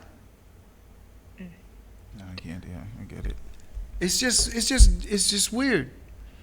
But you know, if you think you could get away with it, you try shit. It's all good. It's life. People try things. Doesn't always work. You gonna try, right? You try, but it is what it is. But at the end of the day, you know, that's the way I look at it. There's some cases that make sense for that, and then there's most of the cases it doesn't. In business, if you start a restaurant, anything outside of music, forget music. Think about what you're doing. You put up all the money for this restaurant. You got a chef. You hired a chef for your restaurant. He made some good steak. Made a nice steak sauce. And then he tells you, I want my restaurant. He wants your restaurant. That would never happen in anything outside of music because business isn't that way. The only thing you could do as a chef is say, hey, would you give me a piece? Yeah, like a bigger. Could I get a bigger piece? Yeah. Can I get something from that side? I respect that. And then that's a business decision to be made. But no one is speaking from that standpoint. They just saying, give me back my shit. So that's the difference between the music business now and then. See, back then, like you said, there's development artists. You can just come with straight talent, no money. You look scruffy. You ain't have no image, but you had an amazing voice. Mm-hmm. You had bars, right? The visionary, somebody like Irv, see it. You feel me? I have the label deal. I have the money. I have the infrastructure, and I know how to make beats. You feel what I'm saying? You're just coming with the talent, which we cannot deny the talent. Because talent is what undeniable. You can't. Talent. But for you to come, 20 years later and be like, well, I need all of that. I need to have 100%. Somebody that you want to say a name or something? I'm talking about. You sound real passionate right now. I'm talking about general. I'm just talking about in general. Period. I see a lot of these artists that you know do why that. Irv is even different? If you put my brother in it, if you're gonna use Irv, and if you're talking, let's say Ashanti, because that's the one that did say that. You make a hit record. How does that record become a hit? You make it in the studio. It's a dope record. Yeah. How many records have you made that is incredible? The marketing and the records? promotion and the structure. That's it. She's an artist. She had 3 deals before Murder Inc. I'm just saying. That's true. Yeah. So it's so much more than just that record, right? That's why when he was like, I'm not giving up that. Like, I made the record. Not only did he make the record, he made the record a hit. He had relationships with every program director across the country. That's the value of music. If you don't understand that, you're lost. I'm sorry. You are fucking lost. It's simple as that. And it's like it's never been told, and I never went out. Irv would be mad at me because I never went out and talked in his behalf. But the nigga's not here now. He's here with me, but he's not here. I'm not going to not speak about truths. And if I could say it and other people understand it a little bit clearer, that's all it is. I mean, no disrespect to nobody. Yeah. At all. I love Ashanti. She knows that. She knows that. That's Bon Bon forever. She knows that. You the one that, you the one. But the reality of the truth is what I'm talking about that I will not lie on. The beginning of her career, she didn't like the records he made. Guess what? They're all #1 hits. But no one's going to go out and talk about, like, she didn't want to. Ashanti came singing a certain way. Damn near pitch perfect. People don't know that about Ashanti. She sings pitch perfect. Go ahead and listen to them records. None of them are pitch perfect. She's pissed at Irv. She's mad. Why do you want me to sound like that? Just do it. He said, if niggas don't want to listen to you and sing your shit, it ain't going to work. Guess what? Niggas are singing her shit. Because Irv he understood the culture, the space. It's simple. It's not, and again, I never understood why this was such a big deal for people to understand or for anyone not to accept it. Right? Because you never could erase the facts. It's not just me that was in the studio with her, with Irv. It's my favorite times of music. There's a couple jazz joints, and the rest was the beginning of her because he had to kind of make her understand, like, I'm not doing the records you used to make. We're making these type of records. My favorite record is Baby, Baby, Baby. It's clear and simple. She hated that record. That movie, I love movie. I remember sitting up. And why she hated it? Irv first started telling her, I wish we had this on tape because we're not in that era when we made this. You know how now everything's recorded. Everything recorded, yeah. It's my favorite record to make because Irv was so fucking crazy. He was like, you never got high before. Because we took the record from Scarface. Mary, Mary, Mary, Mary. And he's high, talking about how much he loves getting high and being high and the drug. And he's like, you have to take that. Now, this is Ashanti's genius. But make it a man you're talking about. But you got to feel like he's your drug. But he said, because you never got high. I remember this like yesterday. He said, because you never got high, you don't know what that is. You don't know that experience. He went in the booth and started singing it. You got to sing it like this. And he's trying to sing the way you hear Baby, Baby, Baby now. Yeah. And I sound stupid. Buck 3000 was there, the engineer. He'll tell you. Like, I'm not making this up. It's like I said, it's nothing against her. To me, her genius that was the chemistry of their genius together. Like, if they don't, like I said, she had 3 deals before. How come she don't have hit records? Where's she at? That's the reality. Because not that she made whack records, but you had to have the person that made that record a fucking hit. And that's Irv. So he was more than just a producer. That's why when I compare him in the industry, it's really him and Diddy. Maybe JD, because they was... Now Jermaine Dupri, yeah. Again, I don't know. Dr. Dre is the best producer ever. Let me say that, in my opinion. He's the best producer in hip-hop ever. The reason I say Puffy is because Puffy worked Bad Boy Records. Him. He went to program directors and did all of the things needed to get that record played to go #1. I don't know if Jermaine Dupri ever did that. I think he did with So So Def. I don't know to what extent. But I know for sure Irv did that shit. See, and that's what made Irv different to me versus anybody else. When you talk production, producers and all, nigga, you could make the record, but then you relying on your label to do that. You understand? Nah, we didn't rely on the label. He did that. We called Irv a radio whore. He was working that record, man. Y'all was the first on Def Jam to have a hip hop record on pop stations, right? Facts. Ja Rule. Yeah. And then from there, people They took that hired a whole pop division because of Ja Rule. Ken Lane.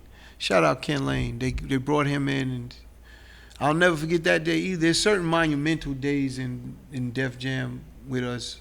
That was one. Kevin Lyles, I'll never forget him running in our office going crazy. We like, what's going on? And he's like, they're playing Ja on Z100.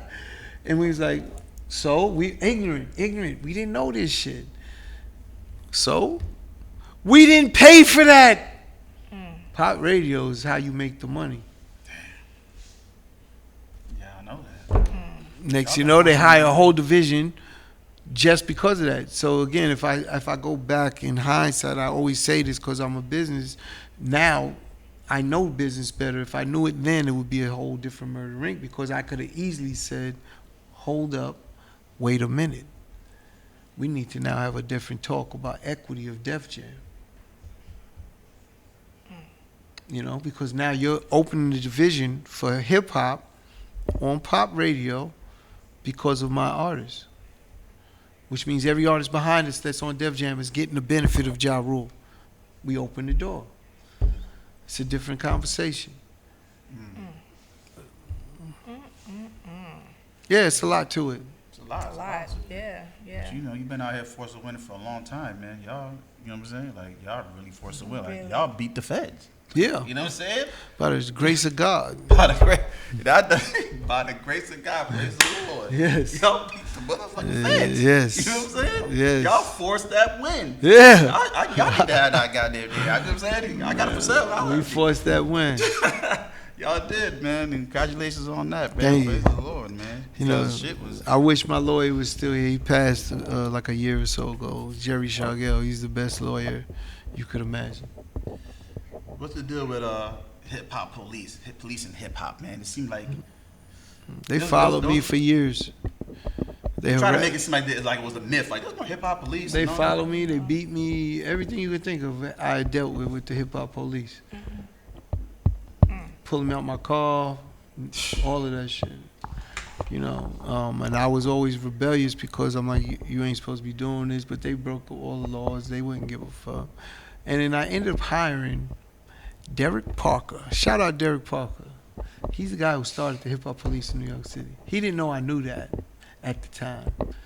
But I wanted him to get a close look inside of Murder Inc. so they could leave us the fuck alone. Again, that was a calculated move. I hired him to be my security, like I needed security with all the niggas I was with, to be my security so he could see all the niggas I'm with and see how we move, coming to the clubs and everything. He got a close look. It's in his book. He wrote a book about it. It's in his book. You know what I'm saying? At least he didn't lie. That's the main thing. Because, you know, you might know the truth, but people still lie. Definitely. He didn't lie. He told the truth. He said, yeah, they was around a lot of gangsters, but they good. They didn't do nothing. So I'm sure it had an effect with the feds and everything else, but that's why I hired him. I hired him for like 6 months and then I fired him. Just so you get a quick... Calculated move. Playing chess, not checkers. Chess. This was chess, not checkers. I hired Derek Parker just so he could be inside of Murder Inc. and see everything and give his report back like, ain't nothing going on. Yeah, there's some felons in there, but that's not nothing they're doing with music. And he reported that. That was a crazy time. But I had an internship at Def Jam around that time too. Shout out to my guy Tashawn. He wrote with Neo. You know, I was in the building with you guys. All that situation was going on. Rock was still there. Rough Riders. Then you guys have moved to Yeah, they threw us out. Like, all right, we want to say yeah. That's what happened. Yeah, they threw you out. Yeah. They got rid of us. They said IBM or Microsoft, I believe it was, they complained, and there's another big law firm, something Mathers, and they were saying that they didn't like us in the building. You know, there was a shooting right in front of the building there. They felt unsafe. Huh? They felt unsafe. And we got the blame for everything, and so we had to leave. Shit happens. Right. All the It's time. hip hop. It ain't nothing like hip hop music. Ain't nothing like it, man. Shit. What's the toughest lesson you learned in this industry? Toughest? That no matter how much money you generate for these guys, they will flip and turn on you. We generated billions of dollars and they cooperated with the government. That's something that broke Irv. He didn't realize that they did that until later. And that shit crushed him. Like thinking, you know, I mentioned the Edgar Brofman Jr. Edgar Brofman Jr. credits Murder Inc. and Irv Gotti for saving his family fortune. He bought the company Universal and went down. We come in to Universal at that time. Boom, goes up and he makes over $5 billion when he sells it. You understand? That's the business. And what people don't realize is the heat Murder Inc. created. You know, people are not going to like it, but the reality is the reality. It helped all of those careers that was in that system. See, the way it worked back then is a favor for a favor. So if Ja did a show for a radio station, I could get another artist for free. Does that make sense? All right, so... Use y'all's leverage. But they didn't give it to Murder Inc. They were supposed to give that was supposed to help us break Caddy, Black Child, Vita, Charlie Baltimore. Instead, it helped them, let's say, Luda, Nelly, Red, Meth, you understand? And move them needles for them. You know, and that's just the facts. That's just business. They used our favors to help other artists on Universal, not on Murder Inc. And that's again, that was I would take a blame, and Irv would have to take the blame that we didn't understand that in that moment, and they did. You know, but they was the ones talking and cutting the deal, and we never understood how come you ain't giving this for this, and then we see this one is on the card and this one is on the card for radio stations. You know, just like you see Summer Jam and stuff like that. The way you do favors is you wouldn't charge them your normal rate for the Summer Jam show. Let's say we supposed to get $500,000 and we only charge $150. It's a lot of free credit that goes to, and then it's all negotiated with the guy Mike Kaiser, what up Kais, and all of them, and then they're using our favors that should have went to us for their artists. It's business. They're 50-50 on these artists, they're 100% on these. Which one do you want? They want the 100. You want the 100. All right, so we got 5 minutes left, right? Let's see if we can get these last two questions. And my big thing is mental health. What does mental health mean to you, and what do you do on a daily basis to keep yourself sane? Oh, mental health. Well, you know, I'm well grounded. I got a great infrastructure, great family, friends, and I meditate every day. I meditate all day and night. I pray all the time. Talk to my brother, talk to my father all the time. Any part of the day. The first thing I do when I wake up is talk to them, and then any part of the day I might talk to them. That's part of my mental health, to just keep me in a good place. But really, that's as simple as that for me. I learned how to not let things affect my emotions and stuff like that. I could go through highs, lows, and you would never know anything. But that's me. I'm 57, about to be 58. That's a lot of time learning how to deal with myself and what keeps me in a good place. It's funny, I gamble. I'm a gambler, but I'm a controlled gambler today. What does that mean? It's very different how I used to gamble. I used to gamble with a lot of money. Now I don't, and I don't need to, but gambling is one of the things that I could do that kind of takes me away from everything and get me really clear. It's weird. I'm a dice player. I'll be on the crap table for hours and hours and hours, but it's really, I could sit there and just think about those numbers and the dice falling the way they're falling and get all of this out of here. And it's really I used to be able to do basketball, but I don't play as much as I used to. It was basketball and gambling. Now it's just gambling, really. What happened with that Jay-Z, Ja Rule, and DMX group that was supposed to form in that song? What happened? Yeah, like what? It got close, but it just didn't close. It didn't get to the end. It got very close. That's when they shot the cover. Yeah, shot the cover. Yeah, And what we was all together. The problem really got down to egos. You know, I'm gonna leave it what it was. Dame said no. He said it's not a third, a third, a third. He didn't want to split the money. We said just keep it simple. Jay, DMX, Ja, Rough Riders, Murder Inc., Rockefeller. Just take a third, a third, a third, and that's it of every dollar. Keep it simple. Everyone agreed. DMX, even Jay-Z said it, but if I know Jay didn't, if Dame said no. See, if Jay told us yes, but I know if he really said yes, there's no way Dame says no.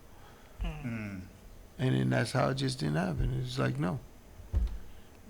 Irv had, man, he wanted to go to either Jamaica or Trinidad to record the album. Yeah, sure would have been crazy. And bring, you know, all the features in and the biggest producers. Like he wanted, what's the producer? Of course, Swiss. He's Rough Riders. He wanted Swiss to come, Just Blaze, and probably Yeezy, you know, Ye, and then our producers with us to go out and make a fucking monster album. And monstrous.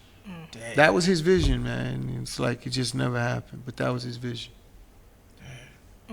And again, you ask what happened. Nothing happened except for everyone agreed verbally, but when it got down to doing it, Dame ended up saying, no, he's not doing that. Jay should get more. And then, if, you know, DMX at the time was the bigger artist of all of them. At that moment, he was bigger. He just dropped and did 5 million, and he's on fire.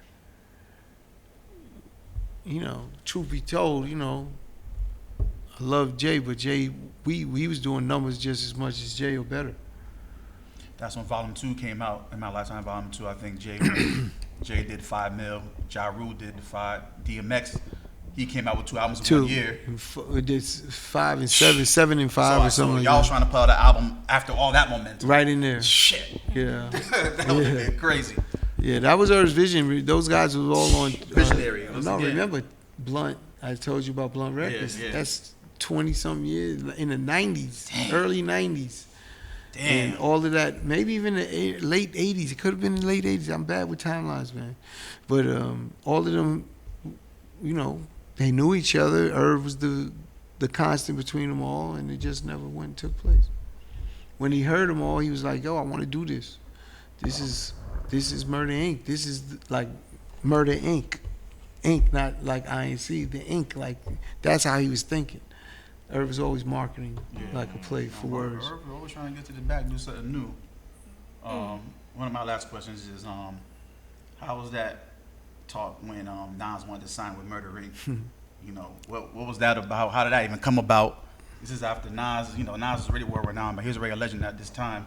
Then he wanted to team up with Irv to make another legendary move. Like, how did that all come about? And I know you had a talk with Irv, and you was like, You know, it was Irv was gung ho, wanted to do it, but we just came off of Irv just did the record Super Ugly for Jay, which was shitting on Nas. Nas dropped his EFA and all of that. You know how that went. So, but the Super Ugly record, Irv produced that record for Jay. So for Jay to hear my brother Irv and say, "Yo, I'm thinking about signing Nas. It's gonna be some good. It'll be good business." Jay was probably in shock, and I can't blame him. This nigga here. Yeah, it was like, wow, this nigga, and he just looking at him. He look at me, and he look at her. I said some shit to him, but I won't say it on the air because I don't need to put nothing out. But I said some shit to Jay before. I said, before he even say anything to you, Jay, this is what's up. And he looked at me and he said, nah, Chris, we all right. And Irv went, I told you. Irv went crazy, like, I told you. And Irv's like, it's not real beef, it's just rap. And Jay looking at him like, this nigga really crazy. Like, man, but, you know, that was probably the worst move Irv made, one of the worst moves he made. And, you know, Irv's, again, he's relentless. So when you're in that pursuit, there's mistakes that you're going to make because you're moving the way you're moving. And you're not thinking it all through. He's passion. Irv is all passion. Again. So Jay felt like Irv owed him a certain type of loyalty. Like, nah, you mine. Well, at the end of the day, it's not that he felt that way. It is that way. Yeah, it's like Irv did owe him that. It's simple as that. And I was telling Irv, but Irv thought it was going to be a great move, and Jay ain't going to care. And, you know, Jay ended up going and doing something with 50 and tell Irv, yeah, it's good business. Just like Irv told him for Nas. And that shit is never signed. never signed. We did a record called The Pledge. So if you listen to the record, he's pledging allegiance to Murder Inc. Yeah. And, you know, I think Steve Stout nipped that in the bud because of business reasons. Again, Steve is one of the best, smartest business guys in the game. And in that same time frame, Ja was about to get a sneaker deal with Stout and Reebok. Well, you know who ended up getting that sneaker deal? G-Unit. So he took it from Rule. We was on a private plane with all of them and everything. Ja's designing this shit, and nigga Steve is all there. The dudes from Reebok is there. This shit is like, it's going down. And then in the 12th hour, and the next thing you know, 50 got it. Then the next thing you know, Jay and 50 go out on a tour together.